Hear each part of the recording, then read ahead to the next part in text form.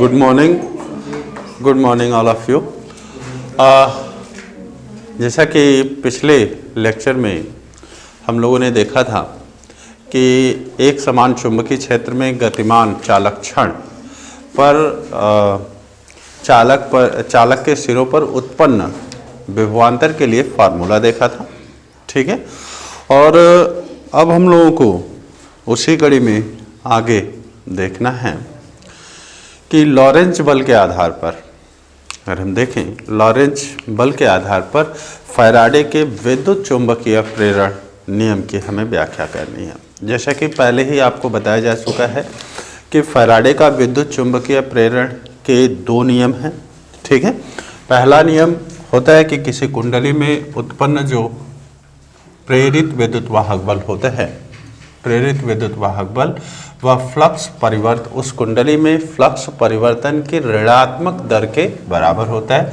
That is E is equal to minus n into del phi B over del t के, ये चीज था।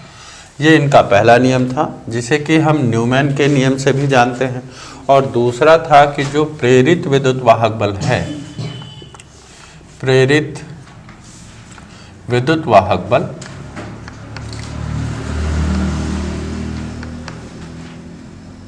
अथवा प्रेरित धारा अथवा प्रेरित धारा सदैव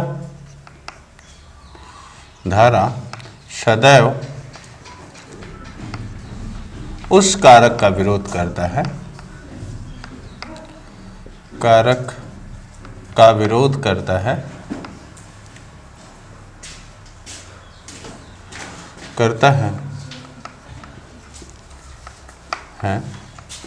जिससे वह स्वयं उत्पन्न होती है, वह स्वयं उत्पन्न होती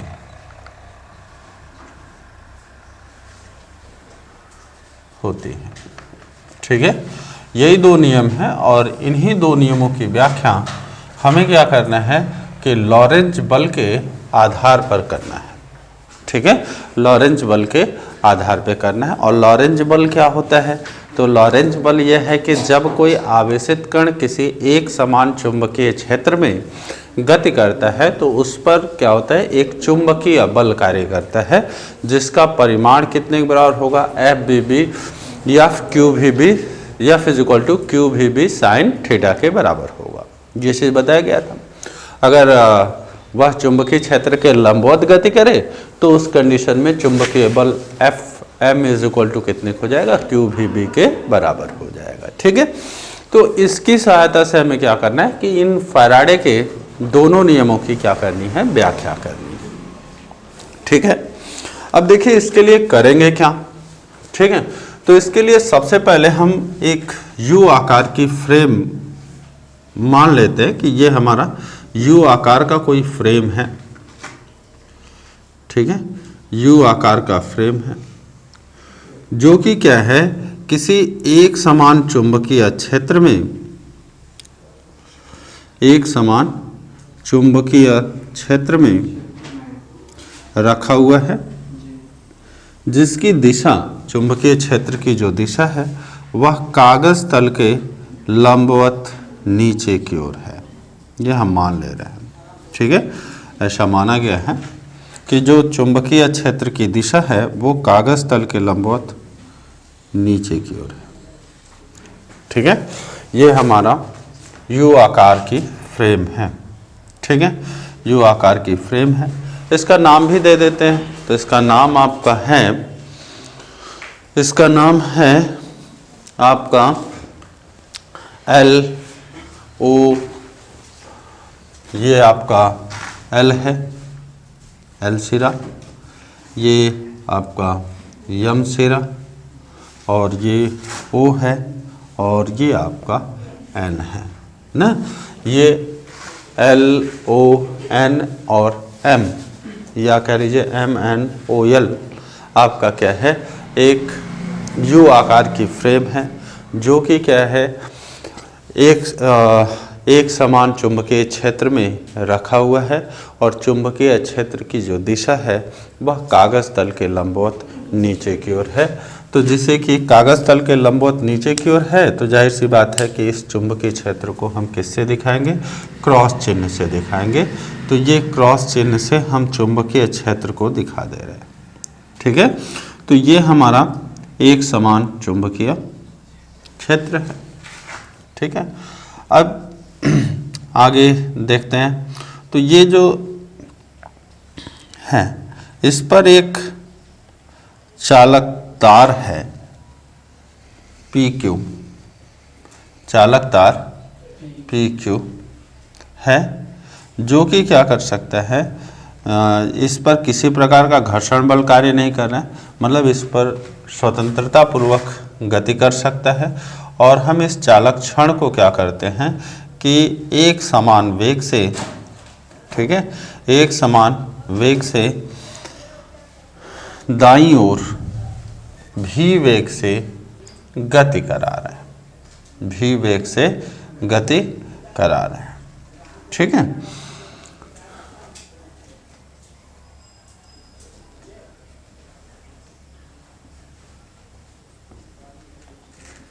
ठीक है, ये हम इस पर एक चालक क्षण पहले ले लिया जाए।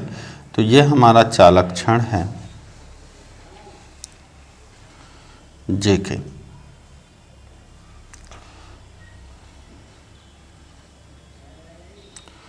चालक क्षण JK है।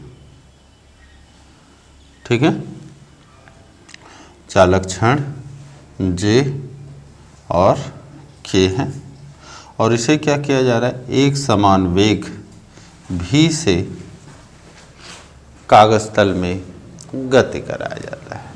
ठीक है, तो जब हम इसे गति कराएंगे तो जैसे पिछले वाले डेरिवेशन में देखा था हम लोगों ने कि जब हम गति कराते हैं तो उनमें क्या होता है कि चालक क्षण में मुक्त इलेक्ट्रॉन होते हैं ना, गतिमान मुक्त इलेक्ट्रॉन होंगे और स्थिर क्या होता है, धन आवेश होता है। तो दोनों पर चूंकि जो क्षण में धन आवेश भी है और ऋण आवेश भी है और क्षण क्या कर रहा है, चुंबकीय क्षेत्र में भी वेग से गति कर रहा है, तो निश्चित तौर पे इन धन आवेश और इलेक्ट्रॉन जो भी होंगे वो दोनों भी क्या करेंगे, क्षण के साथ साथ भी वेग से गति करेंगे। ठीक है, अब जैसा कि हम जानते हैं कि जब जो है कोई आवेश एक समान चुंबकीय क्षेत्र में गति करता है तो उस पर हमारा क्या होता है, एक चुंबकीय बल कार्य करता है और उस बल को हम क्या कहते हैं, लॉरेंज बल कहते हैं। ठीक है, लॉरेंज बल कहते हैं। अब यहाँ पे धन आवेशित जो परमाणु है वो चूंकि हमारा क्या है, स्थिर है, गति करने के लिए केवल कौन स्वतंत्र है, तो वो इलेक्ट्रॉन है। ठीक है, तो जब इलेक्ट्रॉन पर हमारा चुंबकीय बल कार्य करेगा, सपोज कर लेते हैं कि ये आपका इलेक्ट्रॉन है और इलेक्ट्रॉन पर नेगेटिव चार्ज होता है और इस पर हमारा क्या हो रहा है, चुंबकीय बल मैग्नेटिक फील्ड काम कर रहा है, FM कार्य कर रहा है।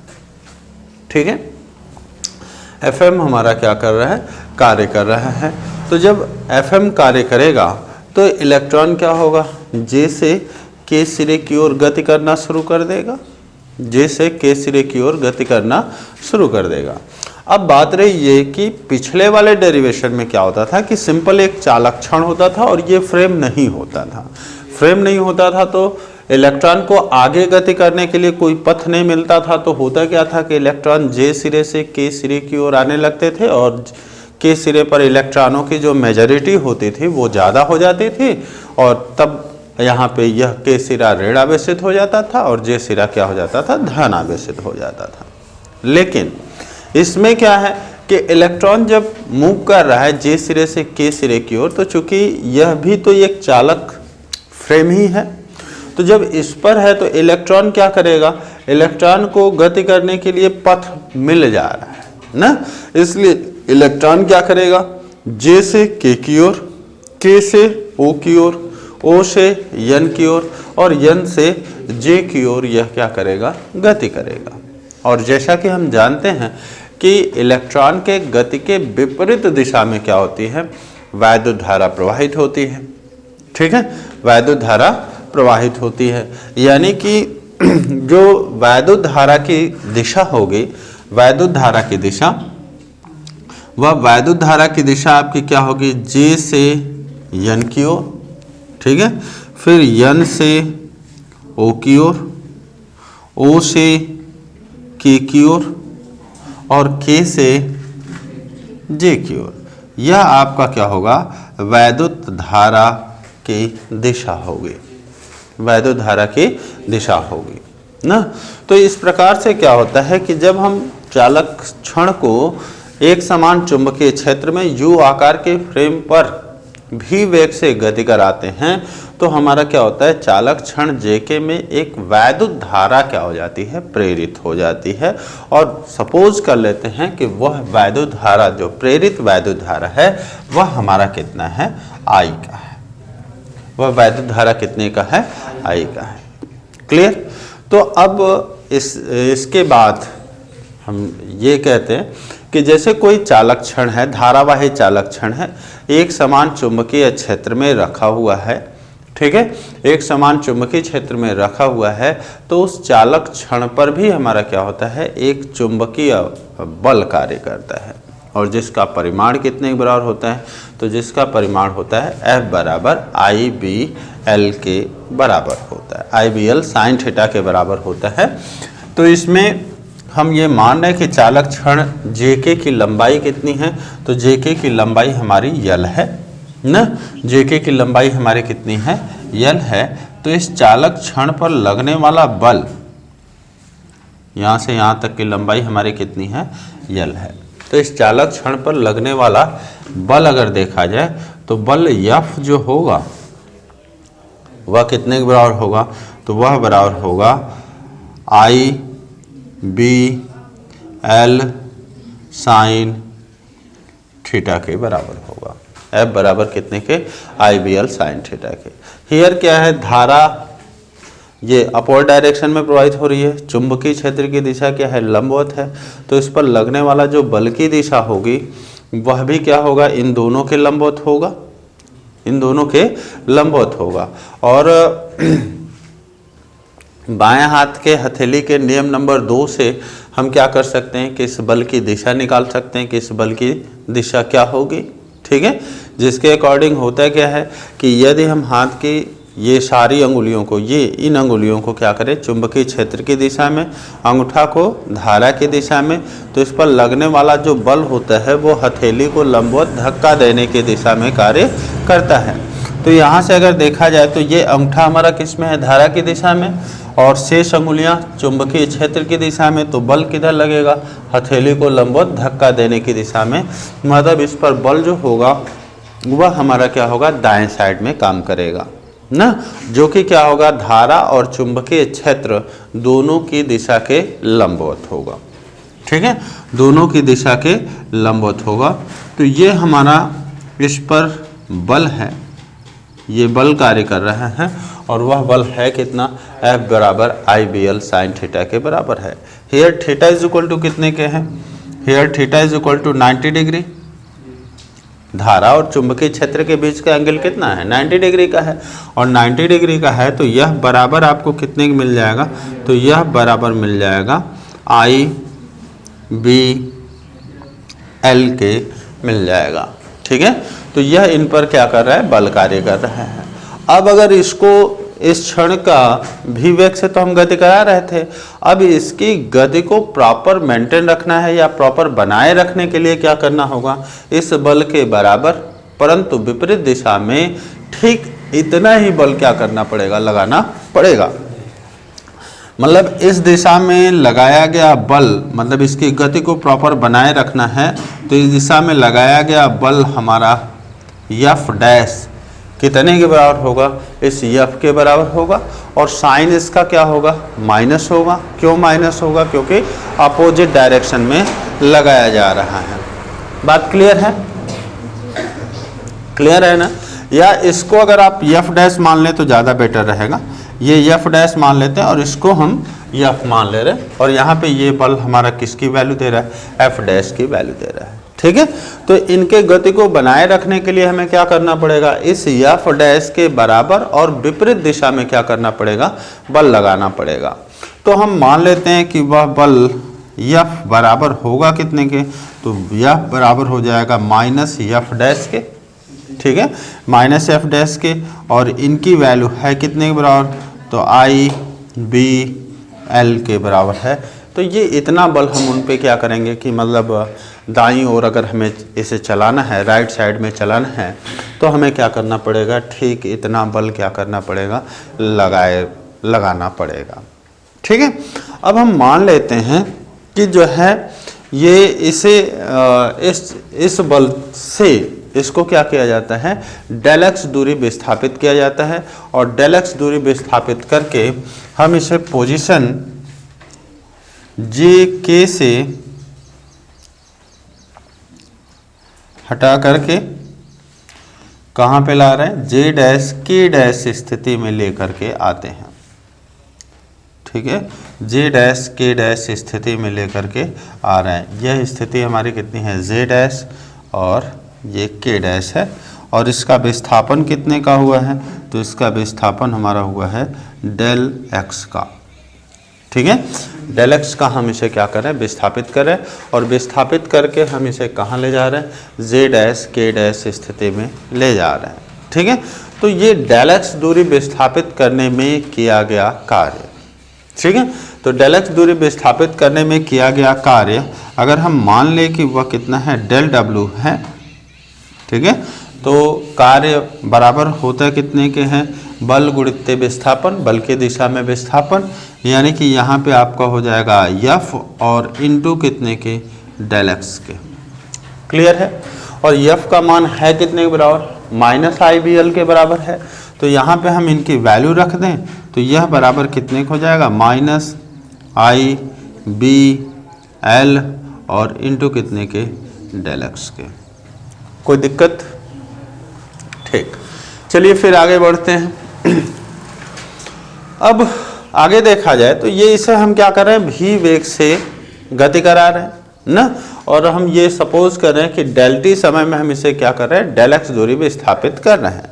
ठीक है, तो हम इनसे ये भी देख सकते हैं कि चाल बराबर होता है फार्मूला ना, चाल बराबर दूरी बटे समय, या वेग बराबर विस्थापन बटे में समय। ठीक है, तो यहाँ से अगर हम यह देखें कि जैसे है कि v बराबर हमारा होता है कितने के हैं, तो v बराबर होता है डेल एक्स ओवर कितने के, डेल टी के, ये इतने का होता है। तो यहाँ से अगर हम देखें तो ये हमें डेल एक्स बराबर कितने का मिल जाएगा, डेल एक्स बराबर मिल जाएगा कि v इंटू कितने के, डेल टी के, v इंटू डेल टी के। क्लियर है, तो हम चाहें तो डेल एक्स के जगह पे क्या लिख सकते हैं, v इंटू डेल टी रख सकते हैं। तो यहाँ पे रखा जाए तो हमें ये मिल क्या जाएगा कि डेल डब्ल्यू बराबर आपको मिल क्या जाएगा कि माइनस यहाँ पे आई बी एल और इंटू कितने के, v इंटू डेल टी के। क्लियर है, ठीक है। अब आगे बढ़ते हैं, तो थोड़ा सा ध्यान देंगे।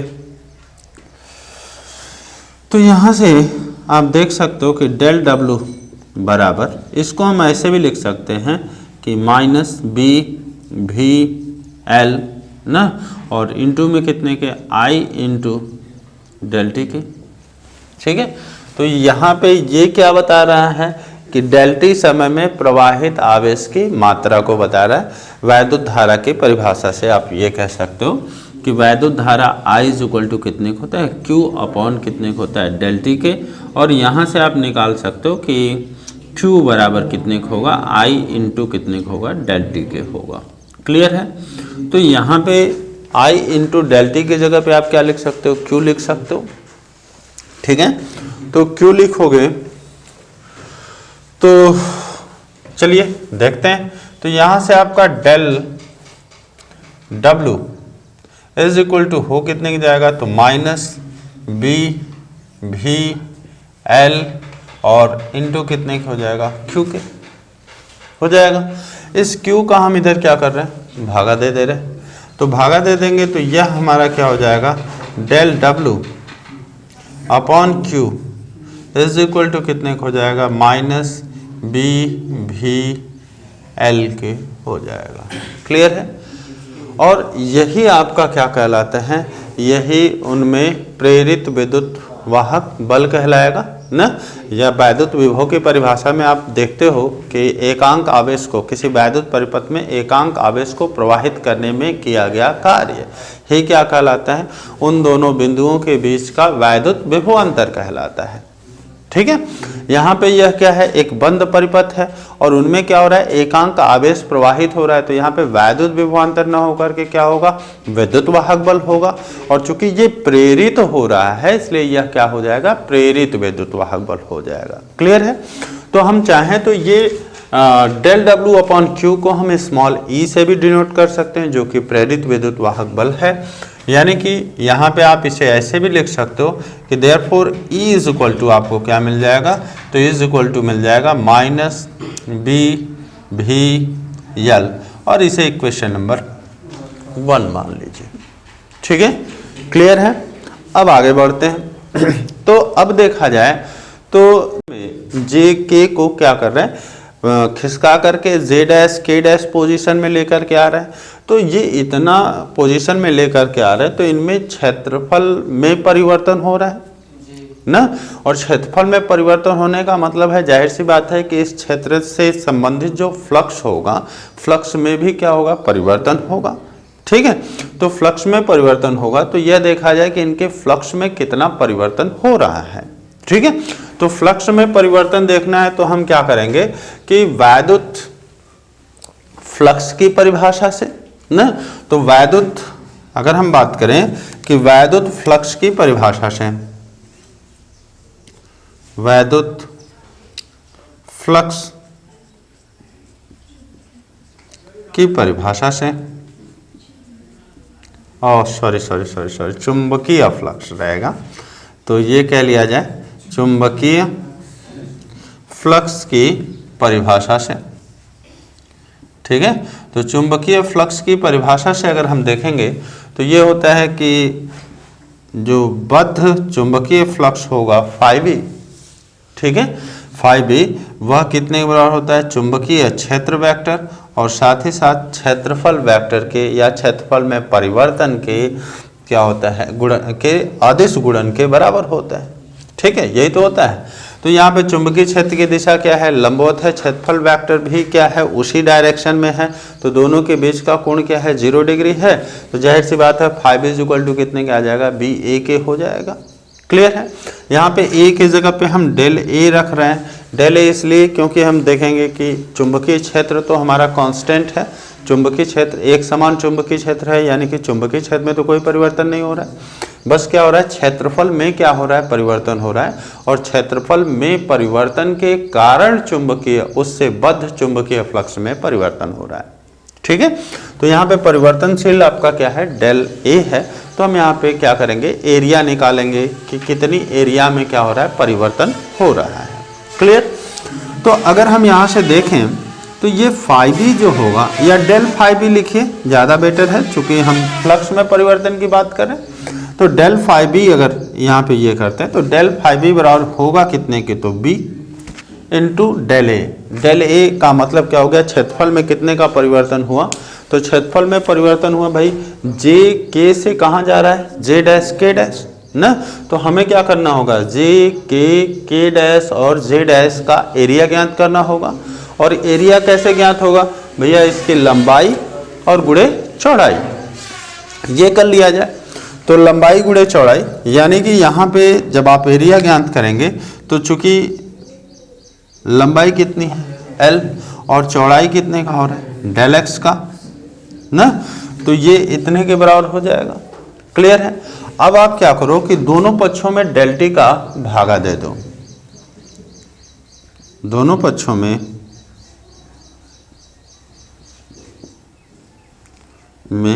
डेल T से भाग देने स्क्वायर, ठीक है, डेल टी से भाग देने पर। तो इधर भागा देंगे तो ये क्या आ जाएगा, डेल फाई बी ओवर कितने के, डेल टी। क्लियर। और इधर आप अगर भागा देते हैं तो इसे ऐसे लिख लिया जाए कि b, यहाँ पे डेल एक्स को बीच में लिख लेते हैं और इनमें डेल टी का भागा दे रहे हैं और इनटू कितने के, यल के। ठीक है। अब आपको पता है कि विस्थापन परिवर्तन की समय दर को हम क्या कहते हैं, वेग कहते हैं। तो यहाँ पे हम क्या लिख सकते हैं, भी लिख सकते हैं, और भी लिख लेंगे तो ये हमें क्या मिल जाएगा कि डेल फाई बी ओवर कितने की, del t is equal to कितने हो जाएगा, बी भी एल के हो जाएगा। और this is equation number second. ठीक है। अब आप देखो समीकरण एक में क्या है, यहाँ पे बी भी एल है ना, और बी भी एल है, और यहाँ पे भी देख रहे हैं बी भी एल है।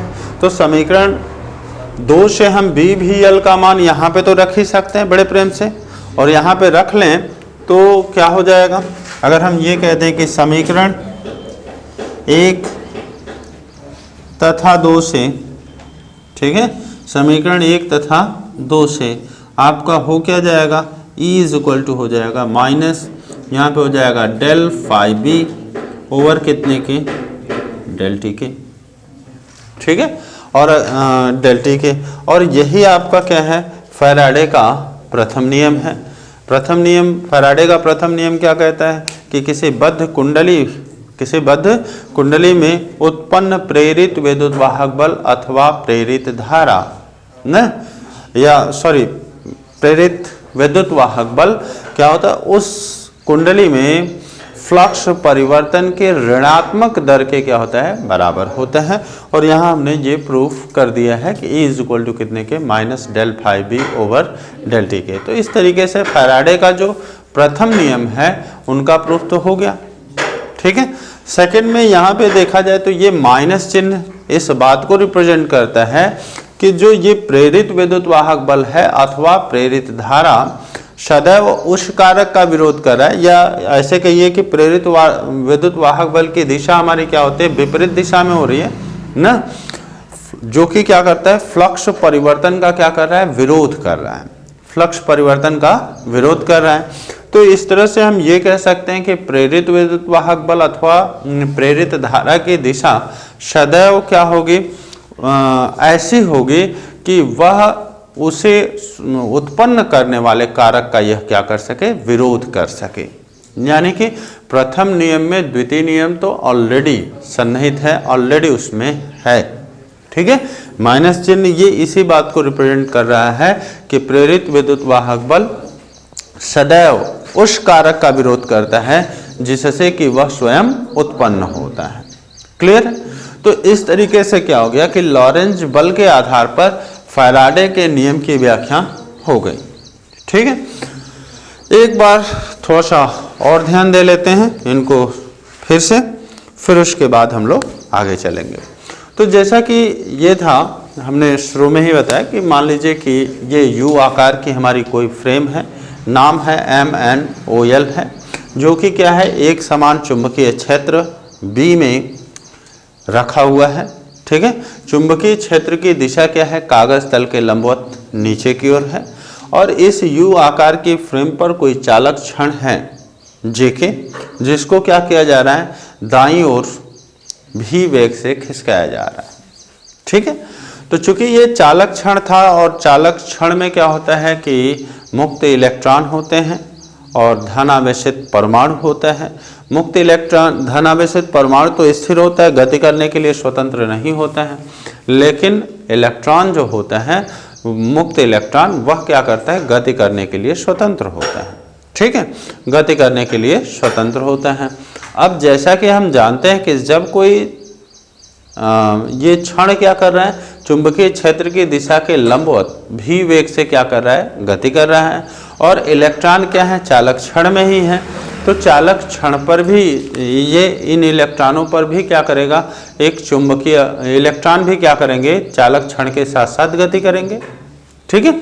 और जैसा कि हम जानते हैं कि जब कोई आवेशित कण किसी एक समान चुंबकीय क्षेत्र में क्षेत्र की दिशा के लंबवत v वेग से गति करता है तो उस पर एक चुंबकीय बल कार्य करता है और जिसे कि हम लॉरेंज बल कहते हैं। और इसका परिमाण हमारा कितने के बराबर होता है, तो इसका परिमाण होता है Fm बराबर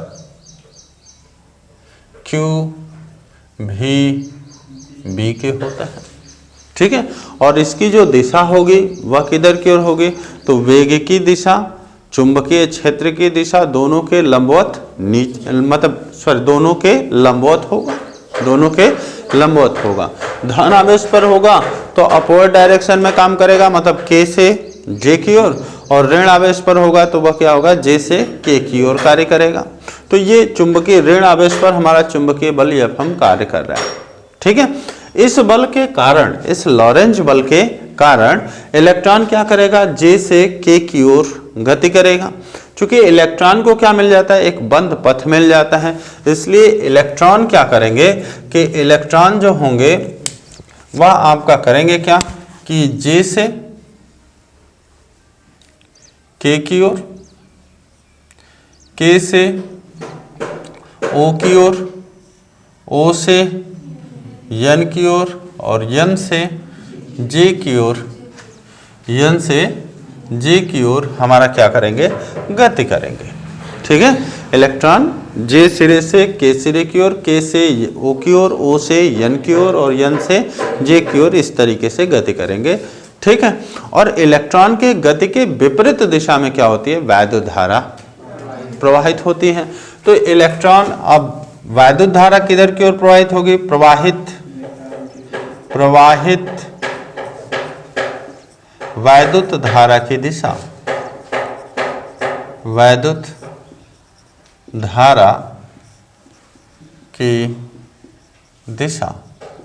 ठीक है, तो वैद्युत धारा की दिशा क्या हो जाएगी, ठीक इसका उल्टा, मतलब J to N to O to K न और to J। ठीक है, ये इस तरीके से क्या करेगा, इस डायरेक्शन में गति करेगा। ठीक है, अब चूंकि इलेक्ट्रॉन प्रवाहित हो रहा है, हम सपोज कर ले रहे हैं कि चालक क्षण में जो प्रवाहित वैद्युत धारा है या प्रेरित धारा जो है वो I एम्पियर की है। ठीक है, अब I एम्पियर की वैद्युत धारा हमारी क्या हो रही है, ये जो तुल्य धारा आपकी है वो कितनी है, I एम्पियर की है। ठीक है, तो I एम्पियर की वैद्युत धारा प्रवाहित हो रही है। अब जैसा कि हम जानते हैं कि कोई अगर धारावाही चालक क्षण किसी एक समान चुंबकीय क्षेत्र में क्षेत्र की दिशा के लंबवत रखा हुआ हो तो उस पर क्या होता है, एक चुंबकीय बल कार्य करेगा।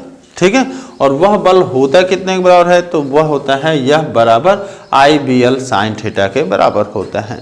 अगर हम चूंकि लंबवत है तो थीटा इज इक्वल टू क्या होगा, 0, तो यहाँ पे F डैश बराबर कितने मिल जाएगा, IBL के बराबर मिल जाएगा।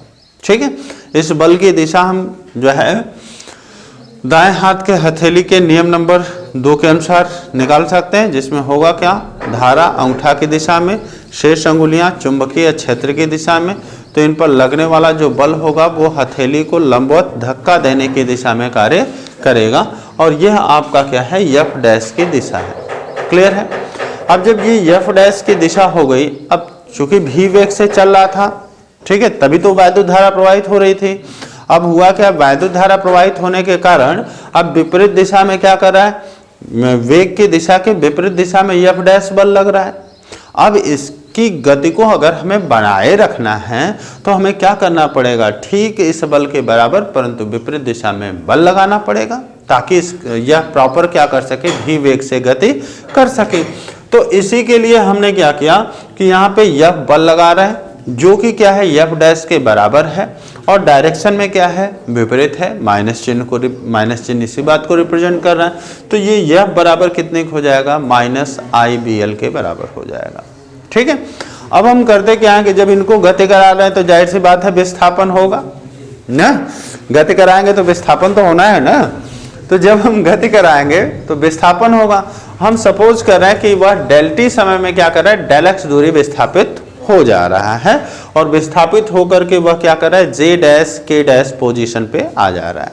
ठीक है, तो जब J dash K dash position पे आएगा तो इन पर लगने वाला बल क्या होगा या डेल एक्स दूरी विस्थापित करने में किया गया कार्य। तो किया गया कार्य आपका क्या होगा, डेल डब्ल्यू हो तो डेल डब्ल्यू बराबर क्या होगा, बल गुणित विस्थापन। विस्थापन कितने का है, डेल एक्स का, और बल का मान क्या है, माइनस आई बी एल है, और इंटू क्या हो जाएगा, डेल एक्स हो गया। क्लियर। अब हमें क्या करना है कि ये हम जानते हैं कि डेल एक्स बराबर क्या होगा, भी इंटू डेल टी के होगा। तो हम यहाँ पे डेल एक्स की जगह पे भी इंटू डेल टी रख देंगे, ये हमने रख दिया। अब आई और डेल टी को साथ में ले लिया तो ये प्रेरित आवेश को बताएगा, तो इसके स्थान पे क्या रख दिया, क्यू रख दिया, और क्यू रखा यहाँ पे। अब क्यू का अगर भागा दे दे तो क्या बताएगा, क्यू को अगर भागा दे देंगे तो यह बताएगा कि इसमें उत्पन्न प्रेरित विद्युत वाहक बल कितना है। क्लियर है। तो यहाँ पे डेल डब्ल्यू अपॉन क्यू, ठीक है, इज इक्वल टू कितने के आ रहा है, माइनस बी भी एल के बराबर आ रहा है, जो कि क्या है, प्रेरित विद्युत वाहक बल है, इसलिए यहाँ पे स्मॉल ई से हमने इसे डिनोट कर लिया है। क्लियर। और इसे समीकरण नंबर 1 बना लिया। अब देखा जाए कि चूंकि क्षेत्रफल में परिवर्तन हो रहा है तो इस बद्ध जो बाउंडेड रीजन है, इस बाउंडेड रीजन से चुंबकीय फ्लक्स में क्या होगा, परिवर्तन होगा ना। तो इस बाउंडेड रीजन से बद्ध चुंबकीय फ्लक्स में क्या करना है, परिवर्तन देखना है। तो हम अगर मान ले कि वह परिवर्तन कितना है, डेल फाई बी का है, तो वैद्युत फ्लक्स की परिभाषा से क्या हो जाएगा कि डेल फाई बी बराबर हो जाएगा बी इंटू कितने के, डेल ए के। ठीक है, जहां डेल ए होगा क्या, लंबाई गुणे चौड़ाई, मतलब जेके की लंबाई, और चली गई विस्थापन या दूरी। तो विस्थापन कितने का है, डेल एक्स का है, लंबाई कितना था, यल था, तो डेल ए बराबर क्या हो जाएगा, यल इंटू डेल एक्स हो जाएगा। अब इतना हुआ। ठीक है, अब हमें क्या करना है, डेल टी का हम दोनों तरफ क्या करते हैं, भागा दे देते हैं। तो भागा दे देंगे तो यह क्या बताएगा, फ्लक्स परिवर्तन की दर बता देगा, समय दर बता देगा। ठीक है, और इधर डेल टी का भागा हो गया तो विस्थापन बटे में समय, तो ये वेग हो गया। तो इसके जगह पे हमने क्या लिख लिया, भी, और ये आपका हो गया del phi B over del t is equal to B v l के बराबर हो गया। ठीक है, तो ये बी भी यल की वैल्यू हम उठा के यहाँ पे रख दें समीकरण नंबर 1 में। समीकरण नंबर 1 में रखेंगे तो क्या मिल जाएगा, A is equal to minus del phi B over del T मिल जाएगा, जो कि क्या है, फैराडे का प्रथम नियम है। फैराडे का प्रथम नियम यही कहता है कि किसी बद्ध परिपथ या कुंडली से कुंडली में उत्पन्न प्रेरित विद्युत वाहक बल जो है क्या होता है, उस बद्ध परिपथ या कुंडली में फ्लक्स परिवर्तन की ऋणात्मक दर के क्या होता है, बराबर होते हैं। तो ये हो गया। अब उसके बाद रही बात है कि इसमें माइनस चिन्ह है ना, माइनस चिन्ह यह बताता है कि प्रेरित विद्युत वाहक बल की दिशा जो होगी वो सदैव क्या होगा, इनको उत्पन्न करने वाले कारक के विपरीत दिशा में क्या करता है, विपरीत दिशा में होता है ना। और यही क्या होता है, दूसरा नियम भी है, दूसरा नियम है। दूसरा नियम क्या कहता है, कहता है कि प्रेरित विद्युत वाहक बल अथवा प्रेरित धारा न सदैव उस कारक का विरोध करता है जिससे कि वह स्वयं उत्पन्न होता है, या कह लीजिए प्रेरित विद्युत वाहक बल अथवा प्रेरित धारा की दिशा सदैव ऐसी होती है ताकि वह क्या कर सके, वो अपने उनको उत्पन्न करने वाले कारक का विरोध कर सके। ठीक है, तो इस तरह से क्या हो गया कि लॉरेंज बल के आधार पर फैराडे के नियमों की व्याख्या हो गई।